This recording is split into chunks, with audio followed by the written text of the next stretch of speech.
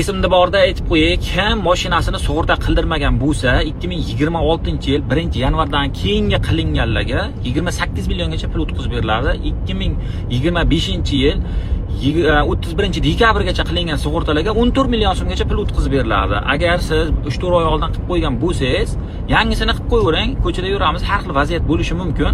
Mashinani misol uchun olaylik, bitta mashina orqasidan ozgina tortib olsangiz, bamper bagajlari ketsa, 20-30 million so'm rasxod chiqishi mumkin. O'shanday vaziyatda 100% страховка kompaniya sizda aybingiz bilan bo'lsa ham unikini qilib beradi. Faqatgina Yevroprotokol chaqirsangiz, agar 15 ish kuni ichida chiqarib beradi. Agar GAI chaqirayotgan bo'lsangiz, sud bo'ladi. 1 oy, 2 oy, 3 oy sud nima o'z kelishingizga qarab chiqarib beriladi. Sudda ham chiqarib beriladi. Faqat GAI bo'yicha sal cho'ziladi. Xo'p, nima nyuansi bor? Yevroprotokol chaqirsiz. Yevroprotokol chaqirganingizda hamma dokumentingiz to'g'ri bo'lishi kerak. Olaylik, bitta Matiz orqasidan ozgina xudo ko'rsin yetib oldingiz.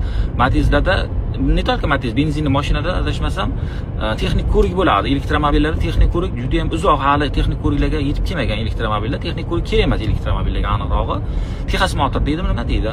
Ularniki texnik ko'rik o'tib ketgan bo'lsa ham Yevroprotokol nima qilib bermaydi. Yozuvchisiz o'qib bermaydi. Baribir albatta chaqirishingiz kerak bo'ladi. Joyidan siljitib qo'ysangiz ham o'xshamaydi.